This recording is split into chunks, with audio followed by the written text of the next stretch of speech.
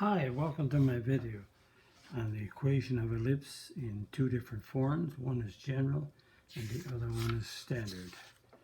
This topic was done in the previous unit in Algebra 2 on conics, so you can review also the general and standard form of an ellipse. An ellipse in general form is ax squared plus by squared plus cx plus d plus e equals 0. And a and b cannot be 0. And a is not equal to b. And we also have a and b can be greater than 0. They both can be positive. Or a and b can be less than 0. They both can be negative. Notice we have an x squared, y squared, which makes an ellipse look like a circle. And the standard form for an ellipse is x minus h all squared over a squared plus y minus k all squared over b squared. And I have it to make it equal to 1. If it's not equal to 1, it won't be standard. The center is h comma k, and a is the square root of this term right here, and that a will be the horizontal stretch. So a units plus or minus, so it's to the right and left. And b is the square root of this term number here, and that would be the vertical stretch. So that units, b units up and b units down from the center.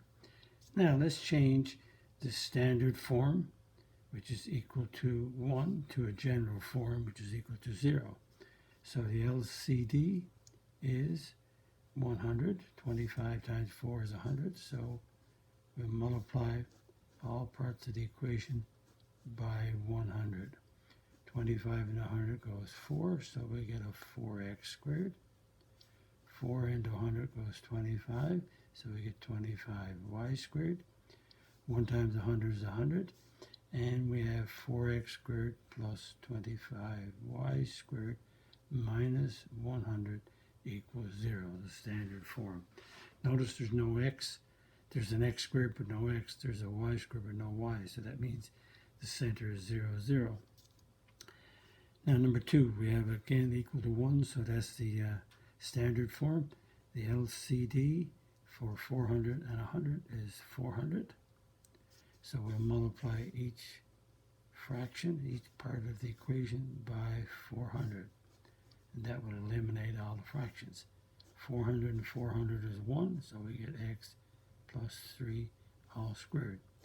100 divided into 400 is 4, so we get 4y minus 2 squared. And 100 times 4 is 400. Now, PEMDAS says we'll do the squaring first, so it's x plus 3 all squared is take the first term and square it. Product of 3 and x doubled is 6x, and 3 squared is a 9.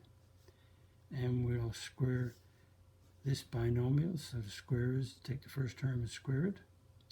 Product of negative 2 times y doubled is negative 4y. Negative 2 squared is 4. And we have to multiply now, so it's an x squared plus 6x plus 9.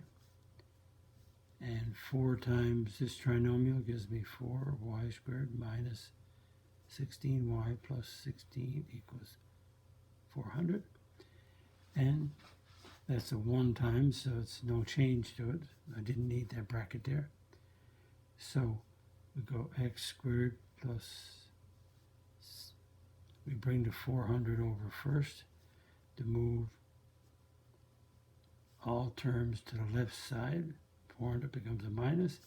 Now we'll do x squared first, and then a y squared, then an x, and then a y, and then we'll do the constants. That's the right order. So that becomes x squared plus 4y squared plus 6x minus 16y. And 25 from negative 400 is a negative 375. So that's the general form equal to 0. And notice we got an x squared, y squared, x, y, and a constant. That's like this one right here. Now, we changed the standard form to general, so let's take the general and change to standard equal to 1. So that means we're going to divide all terms by 36. The reason? Because I want equal to 1. 9 to 36 goes 4, so we get y squared over 4. 4 into 36 goes 9. That gives us x squared over 9. And that's the standard form. Now, to change this general form to standard form, we'll group the x's. Make that a minus 36 here. And group the y's.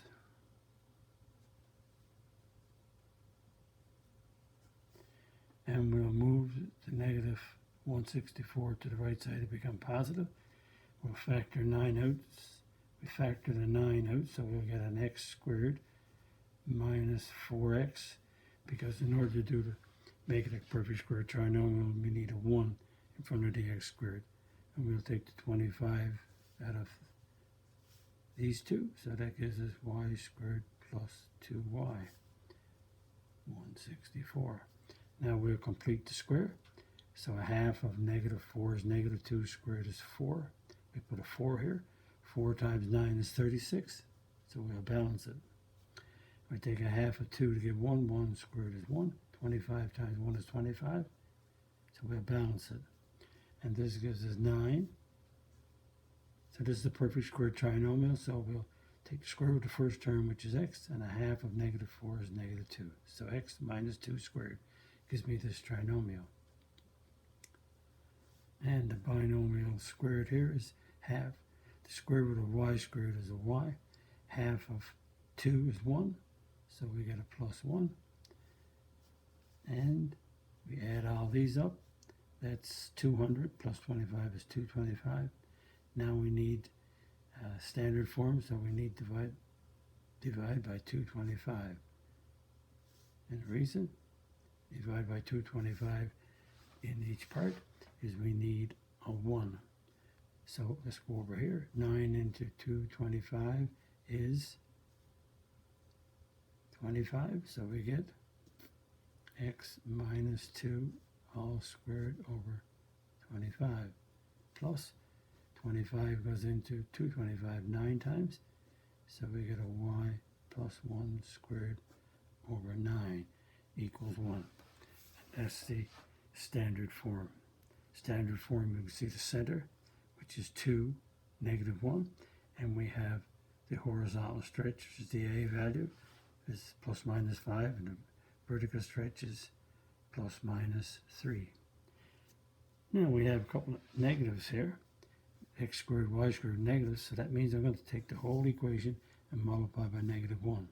So we get x squared plus 16y squared plus 16x minus 32y plus 64 equals 0. Multiplied everything by negative 1 because I don't want negatives here. I could have negatives here, but it's better to have positives instead of 2 negatives. Easier to factor. Group the x's, group the y's,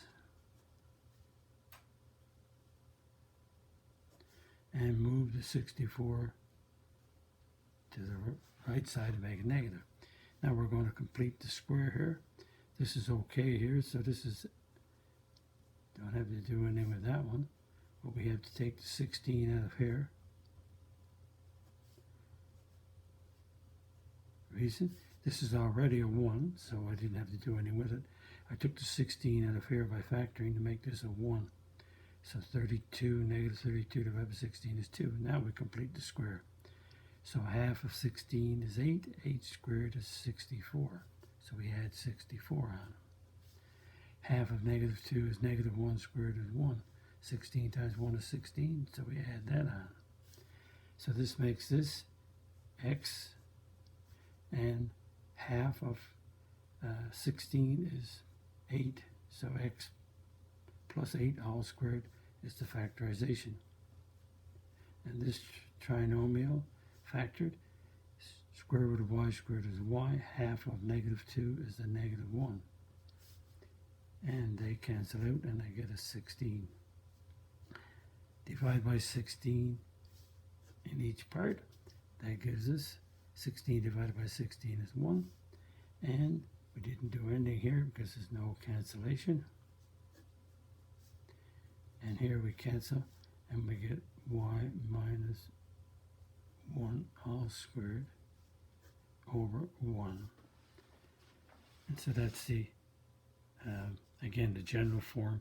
Change to standard form enables me to get the center and the stretches and helps me to get the vertices and everything else. Foci, co-vertices, helps me to find eccentricity. So we need this form to work with all parts of the parabola.